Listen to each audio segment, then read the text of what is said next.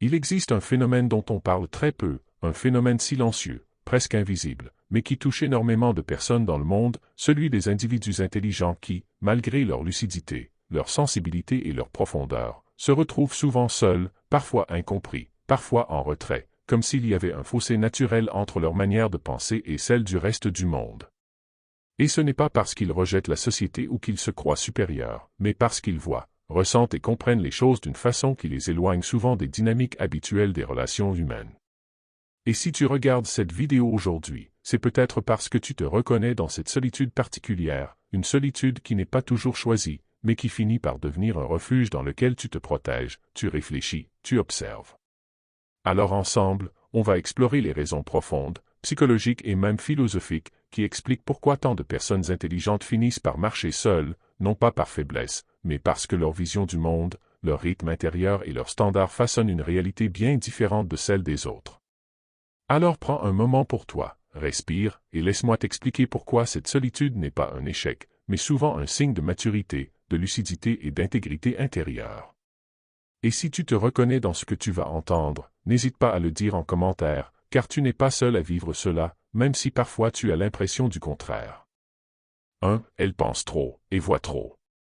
Il y a quelque chose de particulier chez les personnes intelligentes. Leur esprit ne se contente pas d'observer la surface des choses, il cherche automatiquement ce qui se cache derrière, il analyse les intentions, les mots, les comportements, les incohérences et les détails que la plupart des gens ne remarquent même pas.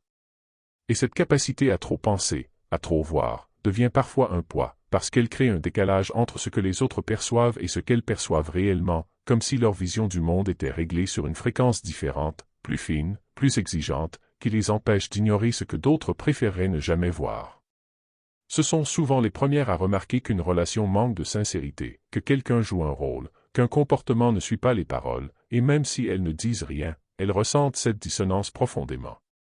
Elles voient les failles dans les discours trop beaux pour être vrais, elles détectent les manipulations subtiles, et elles repèrent ces signaux faibles qui annoncent souvent des déceptions futures, ce qui les pousse à garder une certaine distance, non pas par froideur, mais par instinct de préservation. Et lorsqu'on voit trop, lorsqu'on comprend ce que les autres cachent ou ignorent, on finit parfois par se sentir seul, simplement parce que très peu de gens fonctionnent avec ce niveau de lucidité. C'est comme si leur esprit était un microscope émotionnel et social, incapable de se contenter du visible, forcé d'approfondir chaque situation, de questionner chaque intention, d'examiner chaque nuance. Et cette profondeur les amène souvent à anticiper les blessures avant qu'elles n'arrivent réellement, à prédire les conflits avant qu'ils ne se manifestent, à ressentir les déceptions avant qu'elles ne soient prononcées. Ce qui fait que, bien souvent, elles préfèrent s'éloigner plutôt que d'entrer dans une situation qui, à leurs yeux, semble déjà vouée à l'échec. Imagine une personne qui voit un chemin non pas comme il est, mais comme il deviendra dans 5 ou 10 pas. Elle ne marche pas comme les autres, elle calcule, elle analyse, elle prévoit, et parfois cette clarté l'empêche d'avancer avec légèreté, parce qu'elle voit les obstacles avant que les autres ne les remarquent. Elle anticipe les mensonges, les incohérences et les jeux d'apparence, ce qui la pousse à choisir la solitude plutôt que les relations fragiles, superficielles ou imprévisibles. Et ce mécanisme n'est pas un défaut. C'est même une forme de sagesse, mais une sagesse qui isole. Car lorsqu'on voit trop clair dans les intentions humaines, on devient sélectif, on devient prudent, on devient exigeant. On n'accorde plus son énergie à n'importe qui, on ne se laisse plus porter par les premières impressions, et on ne s'engage plus dans des liens qu'on sait instables. Mais cette prudence, à force d'être répétée, conduit naturellement à une solitude plus fréquente, parce que les personnes capables de rencontrer cette profondeur sont rares. Les personnes intelligentes voient derrière les masques que les autres portent. Elles détectent les contradictions dans les discours, elles ressentent les non-dits, et elles comprennent les motivations cachées. Et lorsqu'on possède une telle sensibilité mentale et émotionnelle, il devient difficile de faire semblant, de jouer le jeu social, de se contenter de relations superficielles. Elles cherchent l'honnêteté, la cohérence, la profondeur, et ce sont précisément ces critères-là qui les éloignent de la majorité. Finalement, si elles finissent souvent seules, ce n'est pas parce qu'elles n'aiment pas les autres ou parce qu'elles refusent la connexion, mais parce qu'elles ne peuvent pas fermer les yeux sur ce qu'elles voient trop clairement. Leur solitude n'est pas un rejet du monde, c'est une conséquence naturelle de la lucidité. Et comprendre cela, c'est comprendre que leur façon de penser n'est pas un obstacle, mais une façon différente de naviguer dans un monde où la profondeur se fait rare. 2. Elles ont des standards élevés. Il faut comprendre que les personnes intelligentes ne se contentent pas de relations simplement présentes, elles cherchent des relations qui ont du sens, qui apportent quelque chose à leur esprit, à leur cœur, à leur trajectoire de vie, et cette exigence intérieure crée parfois une distance avec un monde où beaucoup se satisfont de liens rapides, d'échanges superficiels ou de relations construites sur l'habitude plutôt que sur la profondeur. Elles n'attendent pas la perfection, mais elles attendent une cohérence, une intégrité, une forme de maturité émotionnelle, et lorsqu'elles ne trouvent pas cela, elles préfèrent rester seules plutôt que de faire semblant. Les personnes intelligentes savent que laisser entrer quelqu'un dans leur vie, c'est lui donner un accès direct à leur énergie, à leur attention, à leur paix intérieure, et elles comprennent que cette énergie n'est pas illimitée, qu'elle peut être dévorée par une relation instable ou redirigée vers des personnes qui ne la méritent pas. Alors elles observent, elles analysent, elles prennent le temps de voir qui est réellement en face d'elles, parce qu'elles savent que la qualité d'une relation peut définir la qualité d'une vie entière, et c'est cette conscience aiguë qui les rend extrêmement sélectives. On pourrait comparer cela à un jardinier qui cultive un espace précieux. Il ne laisse pas n'importe quelle graine s'y installer, il ne laisse pas les mauvaises herbes envahir la terre, parce qu'il sait que ce qu'il autorise à pousser déterminera ce qu'il récoltera plus tard. De la même manière, les personnes intelligentes savent que laisser entrer des gens toxiques, immatures ou incohérents, c'est laisser leurs racines se mêler aux leurs, c'est risquer de perdre du temps, de l'énergie, et souvent même une partie d'elles-mêmes. Et cette vigilance, cette exigence, est souvent interprétée comme de la froideur ou de la distance, alors qu'elle n'est qu'une forme de respect envers soi. Elles ont des standards élevés parce qu'elles savent ce que coûte une relation mal choisie. Elles ont appris, parfois dans la douleur, que l'amour sans respect détruit, que l'amitié sans loyauté blesse, que les promesses sans action fatiguent, et elles refusent de revivre ce qu'elles ont déjà survécu. Elles ne veulent plus de demi-efforts, de demi-prétextes, de demi-vérités. Elles veulent des personnes capables d'aller en profondeur, capables d'être présentes, capables d'affronter les conversations difficiles, capables de choisir l'honnêteté même quand elle est inconfortable. Mais ce qui rend cette exigence encore plus forte, c'est qu'elles appliquent les mêmes standards à elles-mêmes. Elles se demandent beaucoup. Elles cherchent à être cohérentes, à être fiables, à être intègres, et elles s'attendent à rencontrer des personnes qui fonctionnent sur cette même fréquence. Et lorsque ce n'est pas le cas, elles ressentent immédiatement un décalage, une dissonance, une fatigue intérieure, et elles comprennent instinctivement qu'il vaut mieux marcher seul que marcher avec quelqu'un qui ralentit leur croissance ou trouble leur paix. Cette sélectivité n'est pas une barrière, mais un filtre. Ce n'est pas une fermeture, mais une protection. Et pourtant, dans un monde où beaucoup préfèrent la compagnie à tout prix, ce filtre peut isoler. Les personnes qui ont des standards élevés finissent souvent seules non pas parce qu'elles ne trouveront jamais quelqu'un qui leur correspond, mais parce qu'elles refusent de se compromettre pour remplir un vide temporaire. Leur solitude est un choix de qualité, une affirmation silencieuse qu'elles préfèrent attendre la bonne connexion plutôt que s'investir dans la mauvaise. Et finalement, si elles se retrouvent souvent seules, c'est parce que leurs standards sont à la hauteur de leur lucidité. Elles savent que le lien humain peut être une force ou une faiblesse, une source de lumière ou un poids lourd à porter, et elles choisissent la prudence, la patience et l'intégrité. Elles préfèrent la solitude à l'illusion, l'authenticité à la facilité, la vérité au confort. Et cette posture, même si elle peut les isoler, témoigne d'une maturité profonde, celle de comprendre que la qualité des relations n'est pas un luxe, mais une nécessité essentielle pour vivre une vie alignée et entière. 3. Elles refusent les relations superficielles. Il existe une raison fondamentale pour laquelle les personnes intelligentes se retrouvent souvent seules. Elles ont une aversion profonde pour les relations superficielles, ces relations qui n'explorent rien, qui ne questionnent rien, qui ne créent rien, et qui ne nourrissent ni l'esprit ni le cœur. Elles ressentent immédiatement lorsque l'échange reste en surface, lorsque tout semble figé dans des formalités, des banalités et des discussions qui tournent en rond, sans profondeur, sans authenticité, sans intention réelle de se connaître. Pour elles, ce type de relation est comme boire de l'eau tiède, cela apaise peut-être la soif un instant, mais cela ne procure aucune véritable satisfaction, aucune connexion réelle, aucune impression d'avoir touché quelque chose de vrai. Les personnes intelligentes cherchent des conversations qui vibrent, des échanges qui ouvrent des portes, des dialogues qui les font réfléchir, évoluer, s'interroger. Elles aiment les discussions où l'on parle de ce qu'on ressent vraiment, de ce qu'on veut comprendre, de ce qu'on traverse intérieurement. Les phrases automatiques, les sourires forcés, les liens qui ne tiennent que par habitude ou par convenance, tout cela les fatigue profondément, car elles sentent qu'elles perdent leur temps, qu'elles donnent une énergie précieuse à des relations qui ne les nourrissent pas en retour. Et ce décalage crée un écart entre elles et l'immense majorité des interactions sociales qui, malheureusement, s'arrêtent souvent au premier niveau.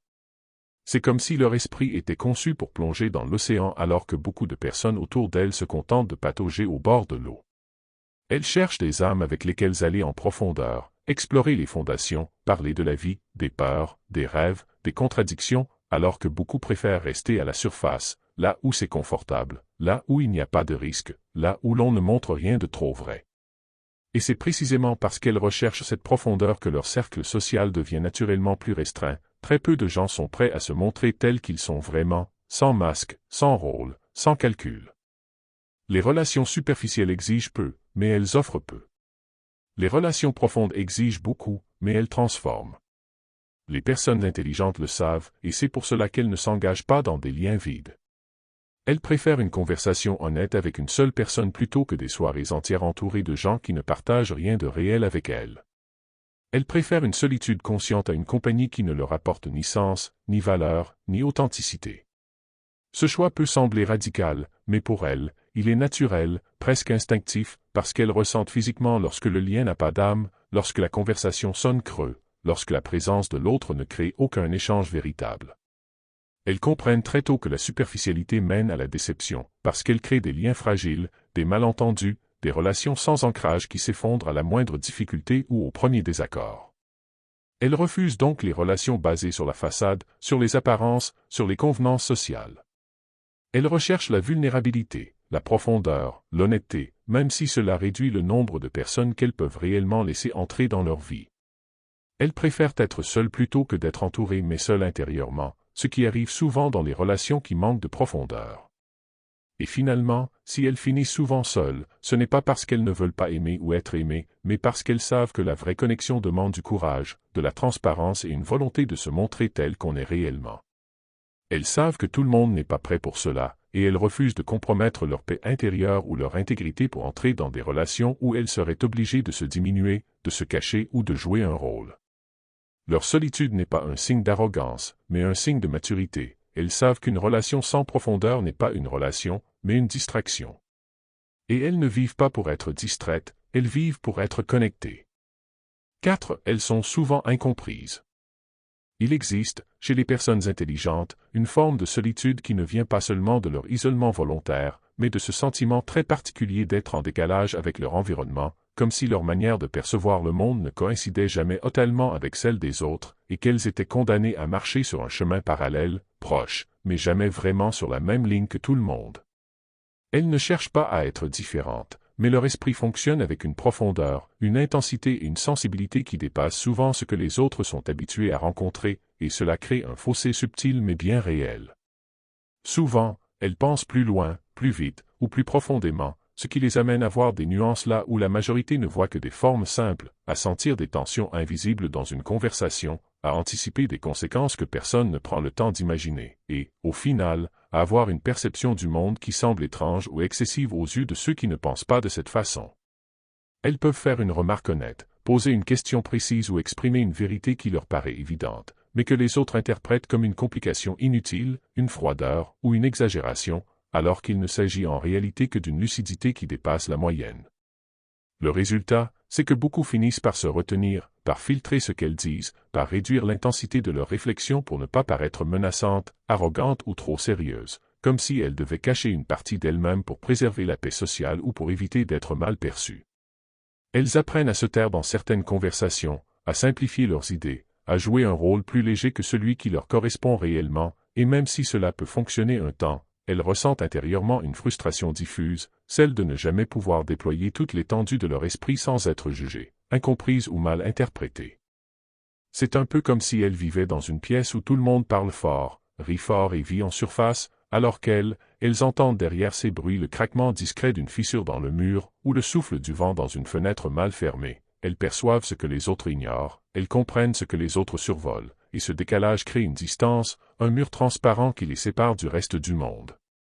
Elles pourraient expliquer ce qu'elles voient, mais cela demanderait tellement de mots, tellement de nuances, tellement de patience, que la plupart du temps elles préfèrent garder leurs analyses pour elles, ce qui renforce encore davantage leur solitude. Être incompris, ce n'est pas seulement que les autres ne saisissent pas ce que vous dites, c'est qu'ils ne saisissent pas qui vous êtes.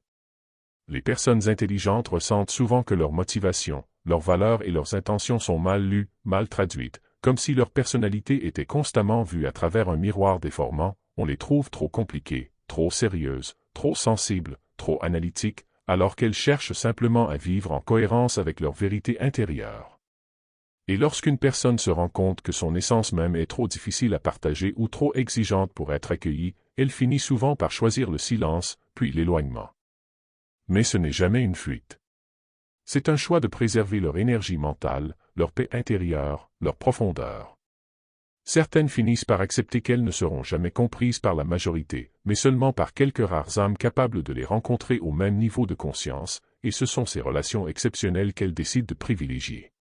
Et si cela implique d'être souvent seules, alors elles préfèrent cette solitude lucide à une présence superficielle où elles doivent mutiler leur authenticité pour être acceptées. Au fond, leur solitude n'est pas un signe de faiblesse, mais une conséquence naturelle de leur façon unique de voir le monde. Les personnes intelligentes ne sont pas difficiles à aimer, elles sont simplement difficiles à comprendre, et c'est cette incompréhension, constante et silencieuse, qui les pousse souvent à avancer seules, dans une quête où la profondeur est plus importante que la compagnie et où la vérité intérieure vaut davantage que l'approbation extérieure. 5. Elles protègent leur énergie. Les personnes intelligentes apprennent très tôt que leur énergie mentale n'est pas illimitée, qu'elle se consume en silence lorsqu'elles tolèrent trop de bruit inutile, trop de conversations sans substance, trop de présence qui les fatigue plus qu'elles ne les nourrissent, et c'est précisément pour cette raison qu'elles deviennent extrêmement attentives à ce qu'elles laissent entrer dans leur vie, comme quelqu'un qui protège la flamme fragile d'une bougie dans un espace rempli de courant d'air.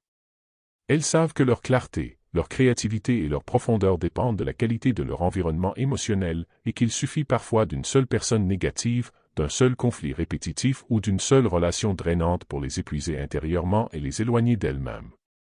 Elles ont compris, souvent à force de déception, que l'énergie est un investissement précieux, et qu'investir au mauvais endroit crée des dettes émotionnelles dont il est difficile de se relever, un peu comme un compte bancaire qui s'épuise par des retraits incessants, même lorsque les dépôts ne viennent plus.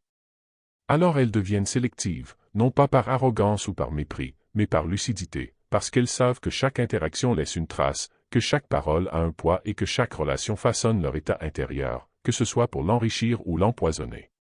Pour protéger leur énergie, elles apprennent à dire non, même lorsque cela déçoit, même lorsque cela brise des attentes, même lorsque cela les fait passer pour distantes ou froides, car elles savent que leur paix intérieure n'a pas de prix, et que sacrifier leur bien-être pour maintenir des liens qui ne leur ressemblent plus est l'une des formes les plus subtiles d'autodestruction. Elles se retirent naturellement des relations toxiques, des environnements chaotiques, des dynamiques où elles sentent que l'on exige d'elles beaucoup sans jamais leur offrir un véritable retour, parce qu'elles perçoivent instinctivement que ces espaces les abîment. Et lorsqu'elles s'isolent, ce n'est pas un retrait capricieux ou une fuite émotionnelle, mais une manière de se recentrer, de retrouver leur équilibre, de préserver la clarté de leur esprit, un peu comme un lac qui ne peut refléter le ciel que lorsque la surface n'est plus troublée par les remous extérieurs. Elles savent que la solitude peut devenir un sanctuaire, un lieu où elles rechargent leur esprit, où elles reformulent leurs idées, où elles retrouvent la cohérence qu'elles perdent souvent au contact d'un monde trop bruyant, trop rapide, trop dispersé. Protéger leur énergie, pour les personnes intelligentes, signifie aussi reconnaître que certaines personnes ne veulent pas comprendre la profondeur, que certaines conversations tournent en rond, que certaines relations se nourrissent du conflit, du drame ou de la dépendance émotionnelle, et qu'elles n'ont ni le temps ni la patience pour s'y enfermer. Elles préfèrent s'entourer de personnes qui les élèvent, de conversations qui les nourrissent, de relations qui respirent la réciprocité, même si cela signifie avoir peu de monde autour d'elles. Elles savent que leur énergie influence leur clarté mentale, leur créativité, leur force émotionnelle, et elles comprennent que préserver cette énergie est la condition essentielle pour avancer dans la vie sans se perdre. Et parce que ce choix les pousse à s'éloigner de tout ce qui les fatigue inutilement, elles se retrouvent souvent seules, non pas par absence de choix, mais par fidélité à elles-mêmes, par fidélité à ce besoin profond de rester alignées, de vivre en cohérence, de se respecter suffisamment pour ne pas laisser le monde les consumeurs. Finalement, leur solitude n'est pas un désert, mais un espace protégé, une frontière qu'elles dressent entre leur paix intérieure et les tempêtes extérieures, et si beaucoup ne comprennent pas ce choix, c'est parce qu'ils ne peuvent pas imaginer à quel point l'énergie d'une personne intelligente est précieuse, fragile, et essentielle à sa manière unique d'exister dans le monde. 6. Elles ont besoin de solitude pour penser. Les personnes intelligentes ressentent un besoin presque viscéral de solitude, non pas parce qu'elles rejettent les autres ou parce qu'elles se croient supérieures, mais parce que leur esprit fonctionne comme une machine fine et complexe qui exige du silence, de l'espace et une certaine forme de retrait pour pouvoir réfléchir, analyser, créer, résoudre, comprendre et donner un sens à ce qu'elles vivent. Et ce processus demande un environnement intérieur qui ne peut exister que lorsqu'elles sont seules. Elles savent qu'au milieu du bruit du monde, il devient difficile d'écouter leurs propres pensées, car les émotions des autres se mélangent aux leurs, les opinions extérieures brouillent leur perception, et le flux constant d'informations finit par saturer leur capacité à penser clairement, comme une rivière autrefois limpide qui devient trouble après une tempête. Elles recherchent la solitude car c'est dans ces moments où personne ne sollicite leur attention, où aucune conversation ne les détourne, où aucune énergie extérieure ne les influence, qu'elles parviennent à organiser leurs idées, à comprendre ce qu'elles ressentent réellement et à mettre des mots sur ce qui se passe en elles, un peu comme un écrivain qui ne peut écrire que lorsque la pièce est silencieuse, parce que chaque bruit devient une intrusion dans le fil délicat de sa création. Elles comprennent que leur lucidité dépend de ces espaces de retrait, et que sans eux, leur esprit s'essouffle, s'éparpille, se fragmente. Ce besoin de solitude n'est pas une fuite mais un retour nécessaire à elles-mêmes, un moment où elles vérifient si leur vie va dans la direction qu'elles souhaitent, où elles réévaluent leurs choix, leurs projets, leurs relations, et où elles se reconnectent à leurs valeurs profondes, un peu comme un navigateur qui consulte les étoiles pour s'assurer qu'il ne s'est pas égaré dans la nuit. Elles savent que la solitude n'est pas vide mais pleine, pleine de pensées, d'intuition, de clarification, de prise de conscience qui ne peuvent émerger que loin des distractions permanentes. Et lorsqu'elles s'isolent, ce n'est jamais contre les autres mais pour leur propre équilibre intérieur, car leur esprit fonctionne souvent en arrière-plan, comme un ordinateur qui continue d'analyser même lorsqu'il semble figé, et elles ont besoin de moments sans stimuli pour permettre à toutes ces réflexions accumulées de se déposer, de s'organiser, de devenir compréhensibles. Elles savent qu'en l'absence de solitude, leurs pensées s'encombrent, leur créativité diminue et leur capacité à prendre de bonnes décisions s'affaiblit parce que leur esprit a besoin de silence autant que leur corps a besoin de sommeil. Ce besoin de solitude peut être mal interprété par leur entourage, qui voit parfois ce retrait comme un désintérêt, comme une froideur, comme un signe qu'elles ne veulent pas s'engager socialement, alors qu'en réalité, elles se préparent à revenir plus présentes, plus authentiques, plus alignées avec elles-mêmes. Mais cette incompréhension crée souvent un fossé, parce que beaucoup ne comprennent pas que la solitude peut être une forme d'hygiène mentale, un espace vital, une nécessité aussi essentielle que respirer. C'est dans ces moments solitaires que les personnes intelligentes trouvent des solutions que d'autres ne voient pas, qu'elles génèrent des idées que personne ne pense à explorer, qu'elles comprennent des nuances que les conversations rapides ne permettent pas d'atteindre, parce que leur esprit a besoin de profondeur, et la profondeur n'existe qu'en dehors de la surface sociale où tout va trop vite. Elles savent que la solitude est une source de clarté, une manière d'aiguiser leur esprit, de retrouver leur force intérieure, de réfléchir sans pression et sans filtre. Ainsi, si elles finissent souvent seules, ce n'est pas parce qu'elles n'aiment pas les autres, mais parce qu'elles se respectent assez pour offrir à leur esprit l'espace dont il a besoin pour fonctionner pleinement, un espace que peu comprennent, mais qui constitue pourtant la base même de leur intelligence. Et dans cette solitude choisie, elles ne se sentent pas faibles ni abandonnées, elles se sentent simplement en paix, comme si elles retrouvaient une maison intérieure où elles peuvent enfin entendre leur propre voix. Elles voient la majorité des conflits comme inutiles. Les personnes intelligentes se retrouvent souvent seules parce qu'elles ont compris, parfois très tôt, que la plupart des conflits dans la vie n'ont aucune valeur réelle, qu'ils ne servent ni la paix, ni l'évolution, ni la vérité, et qu'ils ne sont souvent que le résultat d'égos blessés, d'incompréhensions mineures, de réactions impulsives ou de malentendus amplifiés par l'émotion.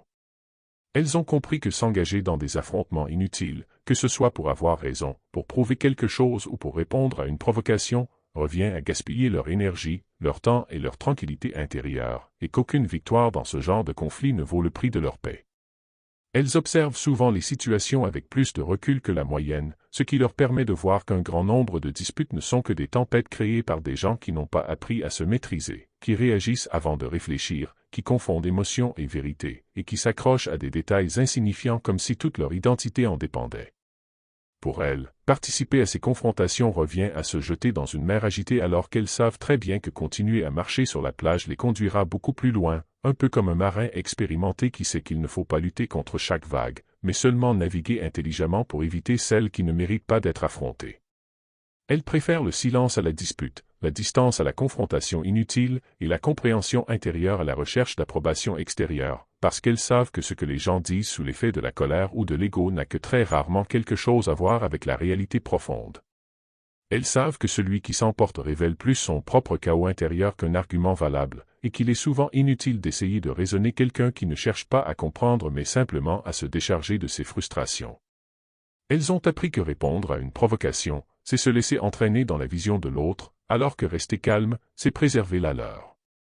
Leur façon de percevoir les conflits peut donner l'impression qu'elles fuient ou qu'elles ne veulent pas défendre leur position, mais en réalité, elles choisissent soigneusement leur bataille, car elles savent que l'énergie humaine n'est pas infinie et qu'elle ne doit pas être dépensée dans des échanges où personne n'écoute vraiment et où personne n'apprend rien.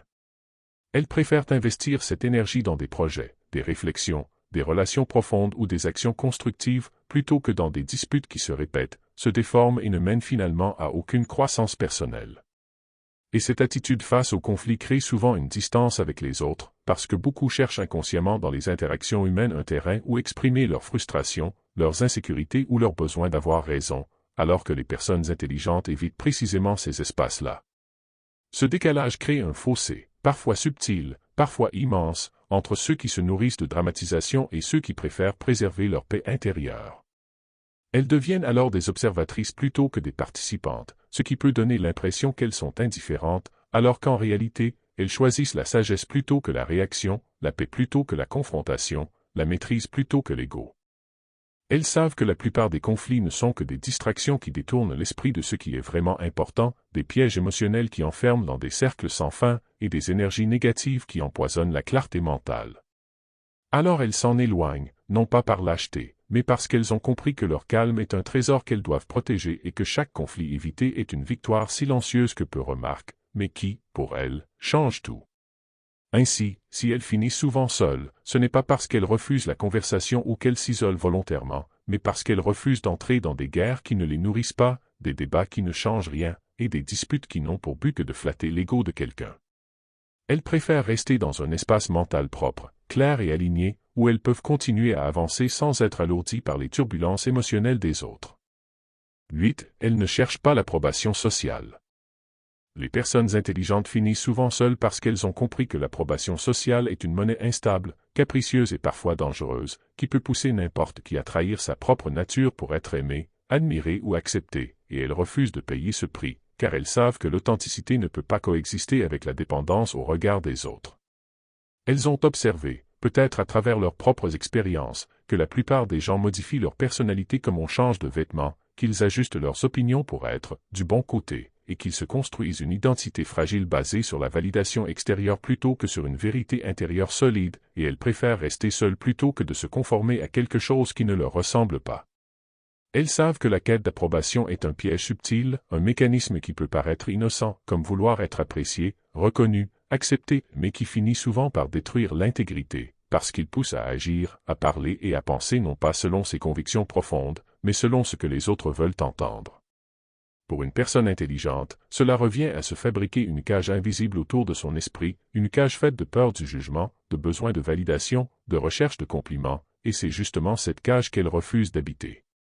Elles choisissent la liberté intérieure plutôt que l'illusion d'être aimées par tous. Ce refus de chercher l'approbation crée souvent une distance, parce que beaucoup de gens ne savent pas comment interpréter quelqu'un qui ne joue pas le jeu des apparences, quelqu'un qui ne se plie pas aux normes superficielles, quelqu'un qui ne ressent pas le besoin constant d'être validé. Les personnes intelligentes ne cherchent pas à impressionner, elles ne cherchent pas à convaincre, elles ne cherchent pas à paraître, elles veulent seulement être cohérentes avec leurs valeurs, et cette cohérence les rend parfois décalées dans un monde où l'image compte souvent plus que la substance. Elles préfèrent être authentiques même si cela leur coûte des relations, plutôt que d'être entourées en renonçant à elles-mêmes. Elles comprennent que l'approbation sociale est une forme de dépendance émotionnelle qui peut rendre vulnérables aux manipulations, aux critiques et aux jugements injustifiés, et elles ont appris à se construire une force intérieure qui ne vacille pas selon les opinions extérieures. Elles se disent souvent que si leur valeur dépend de ce que les autres pensent, alors cette valeur n'a jamais vraiment existé, et elles choisissent donc de s'enraciner dans quelque chose de plus stable, de plus réel et de plus profond, leur propre conscience, leur propre discernement, leur propre vérité.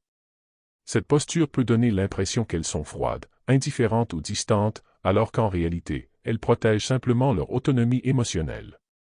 Elles savent que la liberté de penser, de choisir et d'agir est incompatible avec le besoin d'être approuvé, car celui qui cherche à plaire perd inévitablement une partie de lui-même. Elles préfèrent être mal comprises mais alignées, plutôt qu'admirées mais déconnectées de leurs valeurs. Ce choix, souvent silencieux et incompris, contribue à leur solitude, car il éloigne d'elles ceux qui veulent des relations basées sur l'apparence, l'ego ou les attentes sociales. Mais paradoxalement, cette absence de besoin d'approbation fait d'elles des personnes extrêmement fiables, car lorsque les personnes intelligentes aiment, respectent ou apprécient quelqu'un, elles ne le font pas pour être aimées en retour, mais parce qu'elles le pensent sincèrement, sans intérêt caché, sans façade, sans recherche de récompense.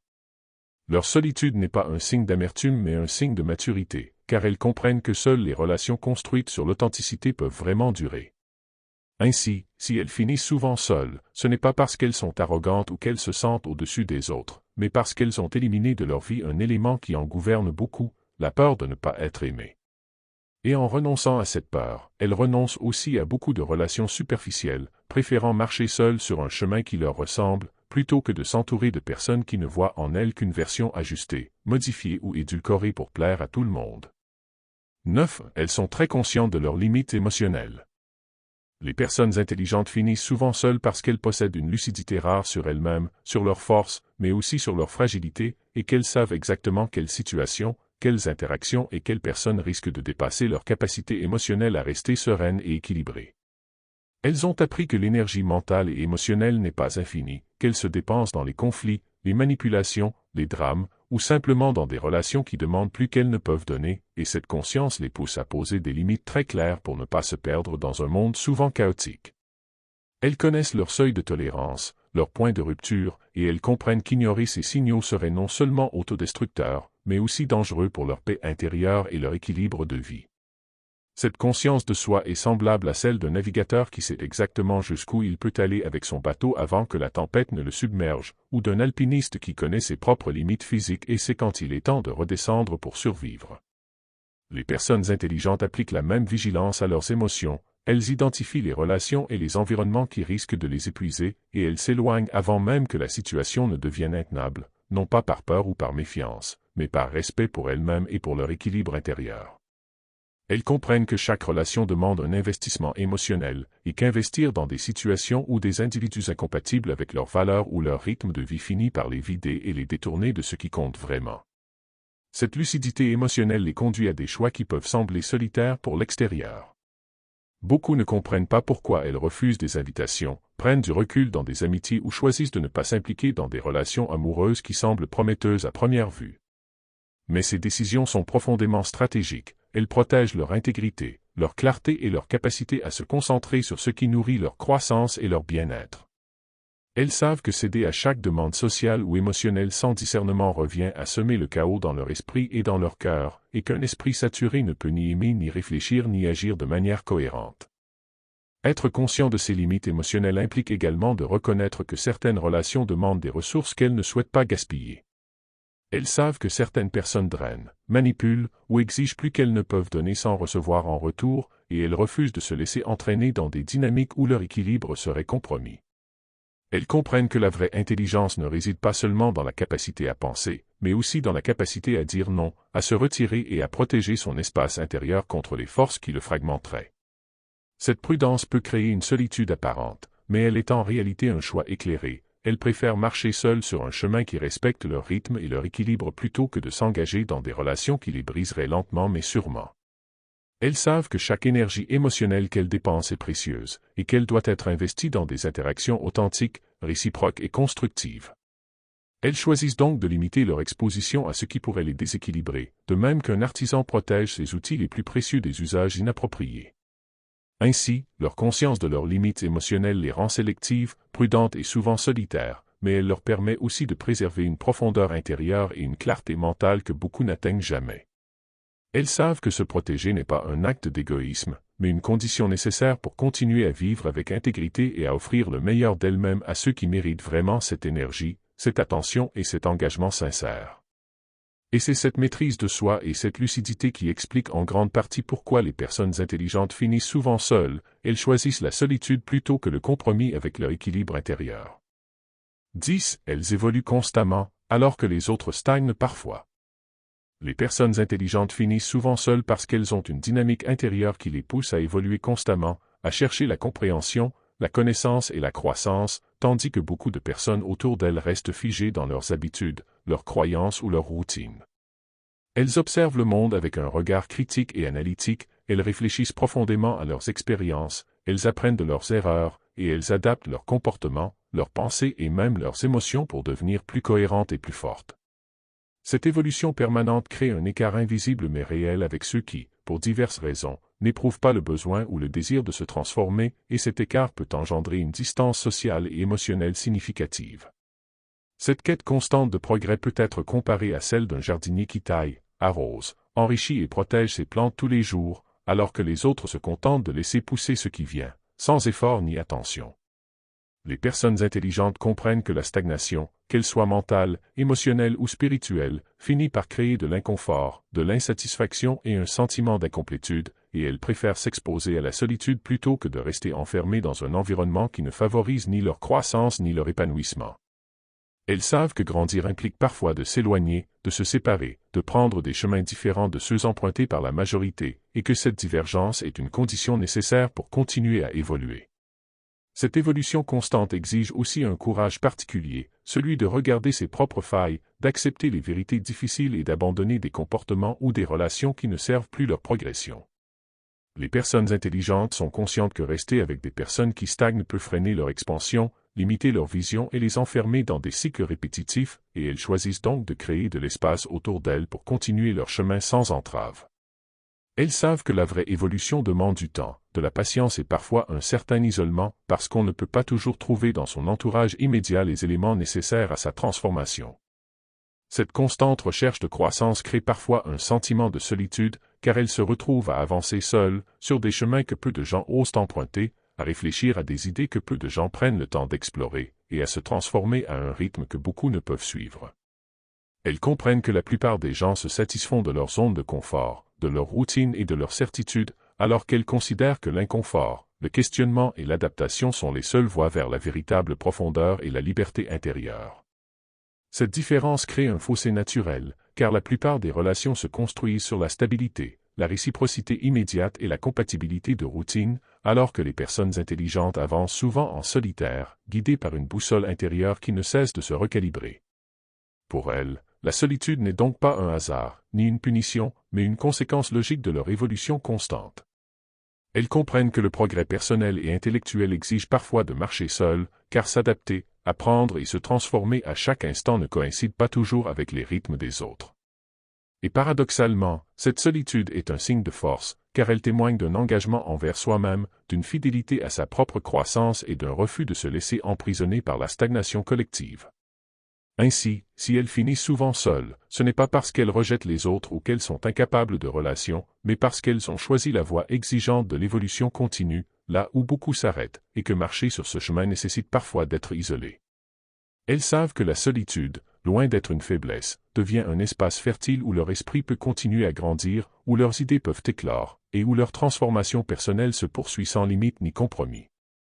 C'est ce besoin de continuité dans l'évolution, ce refus de stagner pour plaire ou se conformer, qui explique en grande partie pourquoi les personnes intelligentes finissent souvent seules. En fin de compte, comprendre ces 10 raisons nous montre que la solitude des personnes intelligentes n'est jamais le fruit du hasard, ni une marque de rejet, mais plutôt le résultat d'un choix conscient et profond, celui de préserver leur authenticité, leur clarté intérieure et leur évolution personnelle. Elles ne cherchent pas à plaire à tout le monde, elles savent protéger leur énergie. Elles choisissent la profondeur plutôt que la superficialité, et elles acceptent que marcher seul parfois soit nécessaire pour continuer à grandir et à rester fidèles à elles-mêmes. Si cette vidéo vous a aidé à mieux comprendre ce décalage, à réfléchir sur vos propres choix ou simplement à voir la solitude sous un autre angle, je vous invite à partager vos impressions dans les commentaires, à raconter vos expériences ou vos réflexions, car chaque échange enrichit cette discussion. Et si vous voulez continuer ce chemin d'introspection et de compréhension, n'hésitez pas à vous abonner pour recevoir d'autres vidéos sur le stoïcisme, la croissance personnelle et la maîtrise de soi. Parce qu'au fond, comprendre ces vérités sur soi-même est le premier pas pour transformer sa solitude en force et sa force en liberté.